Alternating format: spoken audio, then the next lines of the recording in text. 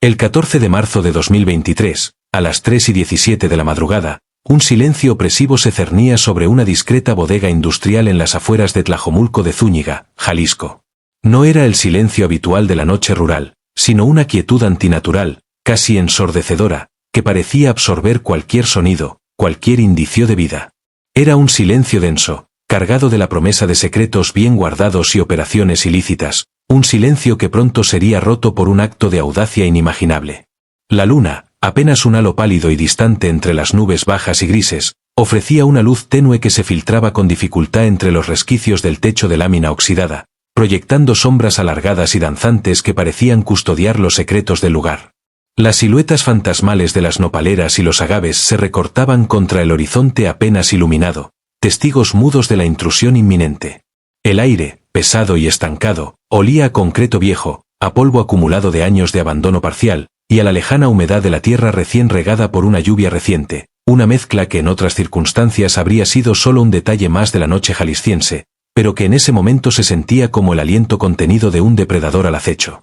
La única compañía audible era el lejano y esporádico ladrido de un perro en alguna granja cercana, un sonido que se perdía rápidamente en la inmensidad de la madrugada, y el susurro inconstante del viento entre las hojas secas de los árboles, un telón de fondo para un drama que se desarrollaría en la más profunda de las clandestinidades. La bodega, una estructura de concreto gris y oxidado, con paredes manchadas de verdín y una puerta de metal corroído, se camuflaba perfectamente con el paisaje industrial semi-abandonado de la zona. Su fachada anodina, casi olvidada, ocultaba un corazón palpitante de actividad ilícita, un nido de víboras donde se contaban fortunas incalculables y se tejían destinos en la oscuridad. Desde el exterior, parecía una más de las tantas construcciones olvidadas en la periferia de la ciudad, un lugar al que nadie prestaría atención. Nadie, salvo sus ocupantes habituales y ahora un intruso silencioso, un hombre que se movía como una extensión de las sombras, habría sospechado la verdadera naturaleza de su propósito, ni la magnitud de los tesoros ilícitos que albergaba. Ramón Vargas había pasado la mayor parte de sus 50 años deslizándose por la vida como una sombra, un observador silencioso en el bullicioso telón de fondo de Guadalajara. Era el tipo de hombre que, al entrar en una habitación, pasaba desapercibido, su presencia tan sutil que apenas registraba en la conciencia de los demás. No era el tipo de hombre que llamaba la atención con gestos grandilocuentes o palabras ruidosas. Su figura era delgada, casi esquelética, su cabello ralo y peinado meticulosamente hacia atrás, y su mirada, aunque penetrante y curiosa, solía pasar desapercibida, como la de alguien acostumbrado a ver sin ser visto, a escuchar sin ser oído. Llevaba una vida de bajo perfil, una existencia tejida con hilos de rutina y discreción, lo que lo hacía el candidato perfecto para su oficio. Cerrajero de profesión, su existencia transcurría entre cilindros de latón pulido, que conocía como la palma de su mano, llaves maestras que parecían extensiones de sus propios dedos, capaces de sentir las más mínimas variaciones en los mecanismos internos, y el zumbido monótono, casi hipnótico, de su máquina duplicadora en un pequeño local en el corazón del centro histórico. El taller, un espacio reducido y atestado de herramientas de precisión, candados de todas las formas y tamaños apilados en estantes, y el inconfundible olor a metal, aceite lubricante y virutas de latón, era su santuario. Allí, el mundo exterior, con su caos y sus peligros, se desvanecía, dejando solo la lógica fría de los mecanismos, el desafío de una cerradura obstinada y la satisfacción profunda de una que cedía a la habilidad. Era un hombre de pocas palabras, su rostro surcado por las líneas de la concentración que venían de años de trabajo minucioso, sus manos callosas y fuertes, pero a la vez increíblemente delicadas, que hablaban el lenguaje del metal, la fricción y la precisión milimétrica. Su rutina era un ritual inquebrantable, tan preciso como los mecanismos que desentrañaba.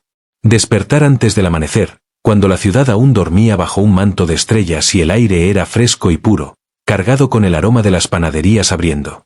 El aroma reconfortante de un café negro recién hecho, preparado por Elena, su esposa, una mujer de fortaleza silenciosa y amor incondicional, cuyo apoyo era el ancla de su vida. El taller, que era su segundo hogar, lo esperaba con sus secretos y sus desafíos diarios, cada cliente una nueva historia, cada cerradura un nuevo enigma. El almuerzo frugal pero reconfortante con Elena, donde compartían el silencio cómodo de años de convivencia, un silencio lleno de entendimiento mutuo. El regreso al trabajo hasta el anochecer, cuando las luces de la ciudad comenzaban a encenderse, y finalmente, la cena, el momento sagrado, con sus dos hijas, Sofía y Camila, que eran el centro gravitacional de su universo. Sofía, la mayor, con sus sueños de estudiar medicina, una joven brillante y ambiciosa, y Camila, la pequeña, con su risa contagiosa y su curiosidad insaciable, que llenaba la casa de alegría. Ramón no aspiraba a la riqueza desmedida ni a la notoriedad. Su fortuna residía en la tranquilidad de su hogar, en la risa cristalina de sus hijas y en la dignidad silenciosa de su trabajo honesto. La idea de una vida extravagante le resultaba ajena, casi vulgar, un espejismo que no le atraía. Su felicidad se construía sobre cimientos de estabilidad, amor y la certeza de que cada día contribuía, a su manera, al bienestar y la seguridad de su familia, su más preciado tesoro. Sin embargo, su profesión, que lo llevaba a los rincones más insospechados de la ciudad para abrir puertas ajenas, le había otorgado un conocimiento íntimo de las grietas y fisuras del tejido social, una visión privilegiada de la vida que se desarrollaba detrás de las fachadas más pulcras y las más deterioradas. Había sido llamado a residencias opulentas en colonias exclusivas y a humildes vecindades donde la pobreza se aferraba a cada ladrillo, a negocios prósperos con letreros luminosos y a talleres en ruinas donde la esperanza apenas subsistía. En cada lugar, observaba con una atención casi forense. Había notado el ir y venir de vehículos blindados con cristales polarizados en zonas donde la gente común no se atrevía a preguntar, la forma en que ciertos hombres se movían con una autoridad silenciosa, los códigos de comunicación tácitos entre hombres de semblante duro y miradas vacías, las jerarquías implícitas en los gestos y las miradas de quienes operaban en las sombras de la ilegalidad. Cada puerta que abría era una ventana a un fragmento de vida, y en ocasiones, a un fragmento de la oscura realidad que se ocultaba bajo la superficie, una realidad de poder y corrupción que se extendía como una plaga. Había aprendido a leer los signos, la ausencia de cámaras en lugares donde deberían estar por seguridad, la presencia de seguridad excesiva en otros que no lo justificaban a simple vista, el tipo de cerraduras que protegían ciertos secretos, la calidad de los materiales, la forma en que estaban instaladas. También había notado las horas en que ciertas calles se volvían peligrosamente silenciosas, los patrones de movimiento de ciertos vehículos, los puntos de vigilancia informales. Era un conocimiento acumulado a lo largo de décadas de discreta observación, una base de datos mental de vulnerabilidades y patrones, de hábitos y descuidos, una habilidad que ahora, inesperadamente, lo colocaría en una trayectoria de colisión con el poder que tanto había observado desde la periferia. Su invisibilidad, su aparente insignificancia, era en realidad su mayor fortaleza, un camuflaje perfecto en un mundo que solo veía lo obvio. El detonante no fue una amenaza directa a su persona, ni un asalto a su humilde taller, ni una extorsión personal que lo afectara directamente. Fue un golpe devastador a la frágil paz de su comunidad, una herida abierta en el corazón de su barrio, que resonó con la fuerza de un terremoto en su alma.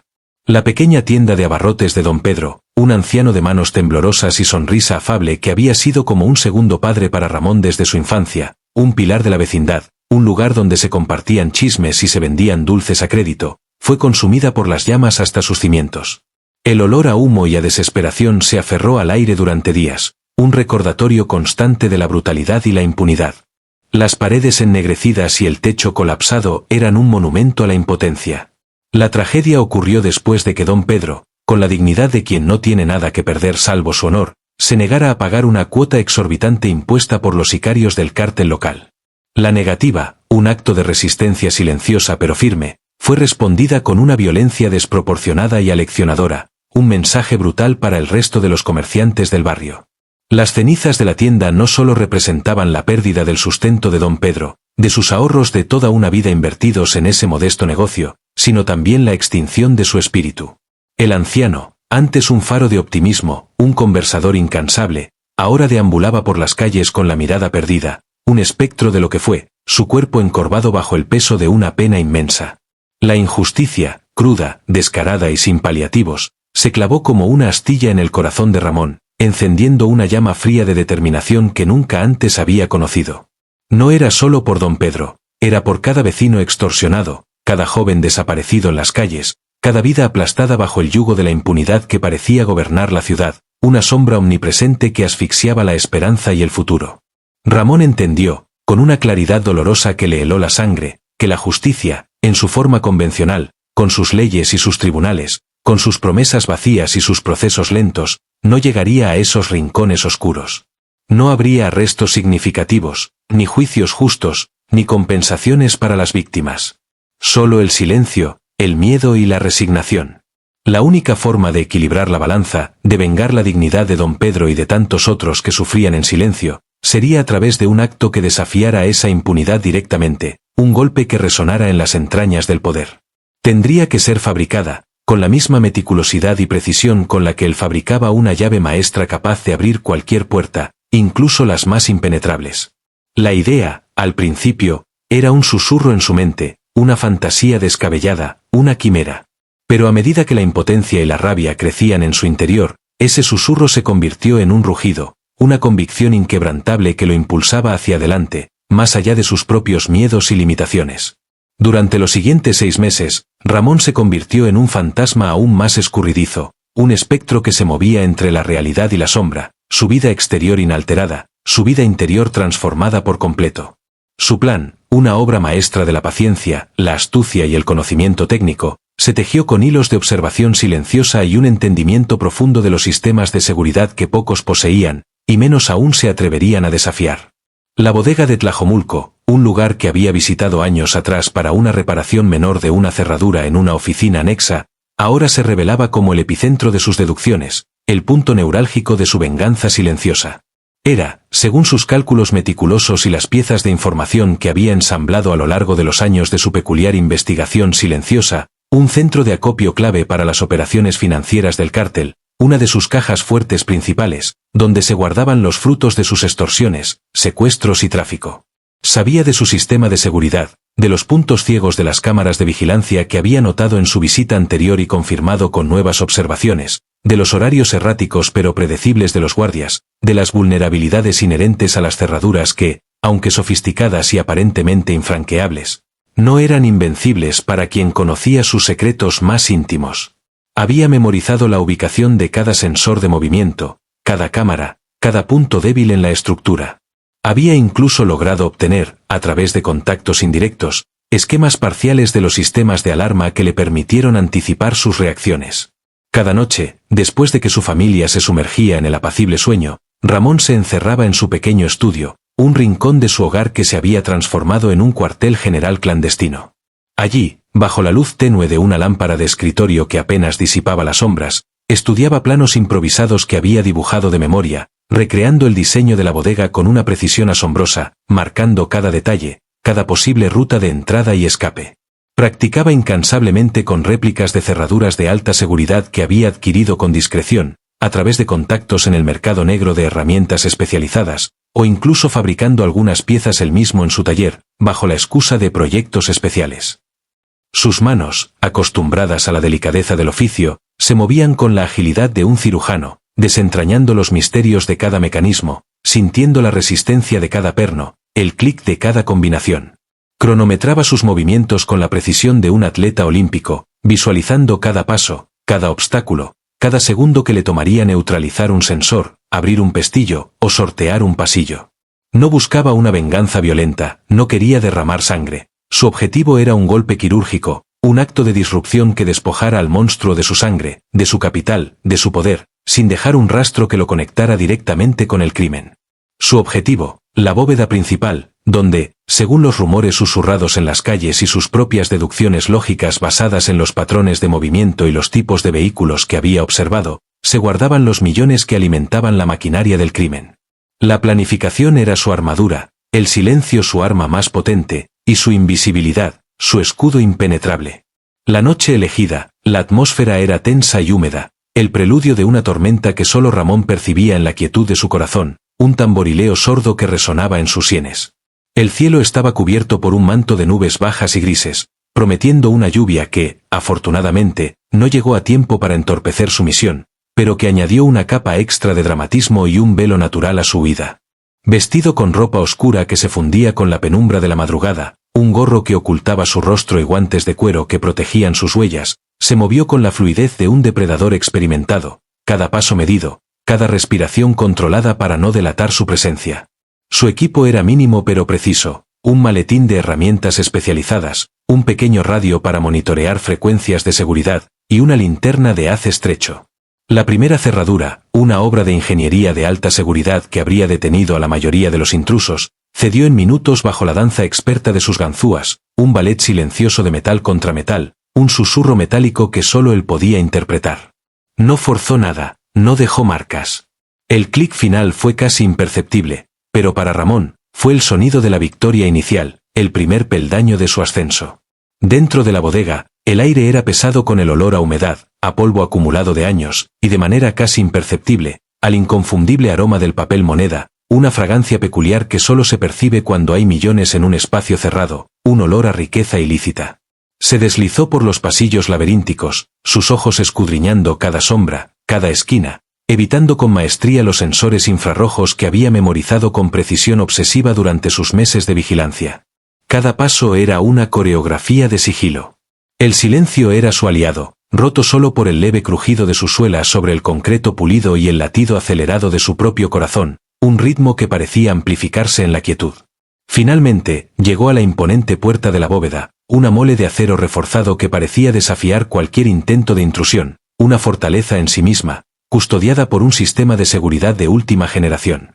No era una cerradura común, era una obra maestra de la seguridad, con múltiples pestillos, un complejo sistema de combinación y sensores de vibración. Pero Ramón había pasado semanas diseccionando su mecanismo en su mente, desarmando y rearmando réplicas, entendiendo cada engranaje, cada resorte, cada punto de presión, cada secuencia de números. Con una linterna frontal apenas visible, sus dedos trabajaron con una precisión casi inhumana, sintiendo cada clic diminuto, cada vibración sutil, cada milímetro de movimiento en el complejo sistema de pernos y contrapesos. El sudor le perlaba la frente, goteando por su sien, pero su concentración era absoluta, un túnel de enfoque que excluía todo lo demás, el mundo exterior desaparecía. El sonido del último pestillo retrayéndose fue casi inaudible, un suspiro metálico que se perdió en la inmensidad de la oscuridad, la señal de que la fortaleza había caído, que el corazón del cártel estaba expuesto. El interior de la bóveda era un espectáculo surrealista, casi onírico, un tesoro oculto en el corazón de la bestia, una visión que pocos mortales tendrían la oportunidad de presenciar. Pilas inmensas de fajos de billetes, ordenados con una pulcritud macabra que contrastaba con su origen ilícito, brillando débilmente bajo la luz escasa de su linterna, como si fueran gemas recién extraídas de una mina. Había dólares estadounidenses en billetes de 100, euros impecables, pesos mexicanos en denominaciones altas, todos apilados en cantidades que desafiaban la imaginación de un hombre común, formando montañas de papel moneda que se extendían hasta el techo. Junto al dinero, había también bolsas de joyas, lingotes de oro, y documentos que Ramón no se detuvo a examinar, su objetivo era claro y preciso. Ramón no sintió euforia, ni avaricia desmedida ante la vista de tanta riqueza, solo una fría y calculada determinación. Llenó 2 mochilas de lona, robustas y de color oscuro, con la mayor cantidad de dinero posible, sintiendo el peso de la responsabilidad en sus hombros, el peso de la justicia que llevaba consigo, no el de la codicia. Sus movimientos eran rápidos y eficientes, sin un segundo que perder. Dejó atrás una cantidad considerable, no por remordimiento, sino por estrategia, para evitar la sospecha de un robo total, para que el cártel pensara que fue un golpe interno, una traición entre sus propias filas, y se devoraran entre ellos en una purga sangrienta. Su objetivo no era vaciarla por completo, sino infligir un daño significativo, un golpe económico que se sintiera en las entrañas de la organización, que desestabilizara sus operaciones, y más importante aún, enviar un mensaje silencioso pero contundente, que incluso en la oscuridad más profunda, la justicia podía encontrar un camino, que el poder no era invulnerable. Salió de la bodega con la misma discreción con la que entró, como si el viento lo hubiera traído y se lo llevara, desapareciendo en la noche, el eco de sus pasos ahogado por el silencio de la madrugada, como si nunca hubiera estado allí. La lluvia comenzó a caer, fina al principio, luego más intensa, lavando cualquier rastro que pudiera haber dejado en el exterior, borrando sus huellas y el olor a humedad y metal que lo acompañaba. La mañana siguiente, el caos estalló. No fue un estallido repentino y ruidoso, sino una onda expansiva de incredulidad y furia que se propagó desde el corazón de la bodega, un temblor silencioso que sacudió los cimientos del imperio criminal. Los primeros en descubrir el desfalco fueron los contadores del cártel, hombres de números fríos y rostros inexpresivos, acostumbrados a la contabilidad de la sangre y el dinero. Al ver el vacío parcial en la bóveda, sintieron un escalofrío que no era propio del aire acondicionado, sino del miedo y la inminente ira de sus superiores. La noticia de los 23,7 millones de dólares desaparecidos de un depósito clandestino del cártel se propagó como un reguero de pólvora, primero en los círculos criminales, donde la furia y la desconfianza se apoderaron de sus líderes, iniciando una purga interna brutal y despiadada. Las sospechas cayeron sobre los guardias, sobre los encargados de la seguridad, sobre cualquiera que tuviera el más mínimo acceso, desatando una ola de violencia interna que diezmó sus propias filas. Luego, inevitablemente, el rumor se filtró a los medios de comunicación, que reportaban el inusual suceso con una mezcla de asombro y cautela. Las notas periodísticas hablaban de un robo millonario sin precedentes, sin atreverse a nombrar al cártel explícitamente, pero dejando claro que se trataba de una operación de gran envergadura, un golpe audaz a las finanzas del crimen organizado. La sociedad, por su parte, reaccionó con una mezcla de morbo y una secreta satisfacción, una especie de justicia poética en la clandestinidad. Las autoridades, aunque inicialmente perplejas por la ausencia casi total de signos de entrada forzada o violencia, se vieron obligadas a iniciar una investigación superficial, más por la presión mediática y la necesidad de mantener una fachada de orden que por una genuina voluntad de desmantelar la red criminal. Los peritos forenses encontraron un escenario casi inmaculado, lo que desconcertó a los investigadores. No había huellas dactilares claras, ni cámaras de seguridad que lo capturaran en un ángulo útil, ni testigos que pudieran describir su figura. Era como si el dinero simplemente se hubiera desvanecido en el aire, un truco de magia ejecutado por un fantasma. El cártel, humillado y furioso por la audacia del intruso, desató una cacería brutal, interrogando y torturando a cualquiera remotamente conectado con la bodega, sospechando de traición interna. La paranoia se apoderó de sus filas, y las represalias fueron swift y sangrientas, pero inútiles en su búsqueda del verdadero culpable, que ya estaba muy lejos. La historia se convirtió en una leyenda urbana, un susurro en las calles sobre un fantasma que había osado robar a los intocables. Ramón Vargas, el cerrajero invisible, se esfumó de la faz de Guadalajara como una gota de agua en el desierto, sin dejar una sola onda. No hubo despedidas formales, solo una nota breve para Elena, escrita con su letra pulcra y firme, explicando que debía irse por un tiempo indefinido, sin dar detalles, confiando en su comprensión silenciosa y en el lazo inquebrantable que los unía. Elena, con el corazón encogido pero la cabeza en alto, entendió que Ramón había hecho lo que tenía que hacer, aunque no supiera exactamente qué era. El dinero, una parte sustancial de él, fue discretamente distribuido a través de una red de contactos confiables que había cultivado a lo largo de los años, personas que compartían su visión de una justicia alternativa, tejiendo una tela de apoyo en la oscuridad de la sociedad. Una suma generosa fue destinada a la reconstrucción de la tienda de Don Pedro, que resurgió de sus cenizas con una nueva vitalidad, un símbolo de resistencia en el barrio. Fondos adicionales fueron para familias afectadas por la extorsión que habían perdido todo, permitiéndoles un nuevo comienzo, una pequeña esperanza en medio de la desesperación. Y becas anónimas fueron otorgadas a jóvenes brillantes de escasos recursos que buscaban escapar de las garras del crimen organizado y encontrar un camino diferente, lejos de la violencia y la desesperación que los acechaba. Ramón no buscaba reconocimiento, solo un cambio, una pequeña grieta en el muro de la impunidad. El resto, una suma considerable que le garantizaba una vida modesta pero segura, se convirtió en su pasaporte a una nueva existencia, a un anonimato aún más profundo. Los rumores sobre su paradero eran tan variados como las estrellas en el firmamento nocturno, y se contaban en voz baja, casi como cuentos de hadas modernos. Algunos decían que había cruzado la frontera sur y se había establecido en un pequeño pueblo de pescadores en Centroamérica, donde el mar lavaba las penas y el anonimato era la norma, donde los días transcurrían entre redes y el olor a sal. Otros, que había adoptado una nueva identidad en una metrópolis lejana donde nadie lo conocía, perdiéndose entre la multitud de millones, un rostro más en el mar de la humanidad.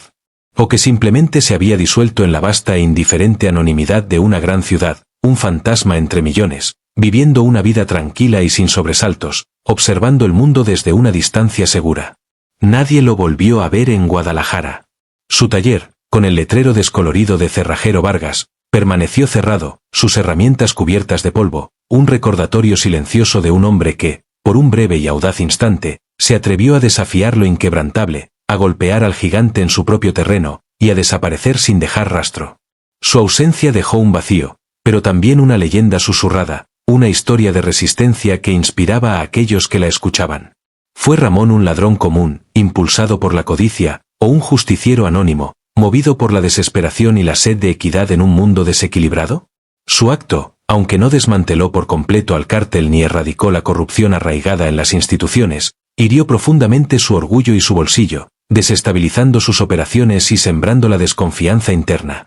Y quizás, solo quizás, encendió una pequeña chispa de esperanza en aquellos que creían que la oscuridad era impenetrable y que la impunidad era la única ley. En un mundo donde el poder y la impunidad a menudo dictan las reglas del juego, la historia de Ramón Vargas, el cerrajero que robó un cártel y desapareció, sigue siendo un susurro persistente en las calles de Jalisco, una leyenda urbana que se cuenta en voz baja, de boca en boca, de generación en generación, la prueba de que incluso el más invisible de los hombres puede, con inteligencia, paciencia y un coraje inesperado, mover montañas, o al menos, vaciar bóvedas, dejando tras de sí una estela de preguntas y una leyenda silenciosa que desafía la lógica del crimen y la justicia. Su legado no fue de violencia, sino de una audacia calculada, un recordatorio de que la resistencia puede venir de los lugares más insospechados, y que a veces, la verdadera justicia se forja en la oscuridad, lejos de los reflectores, por manos que nadie esperaría.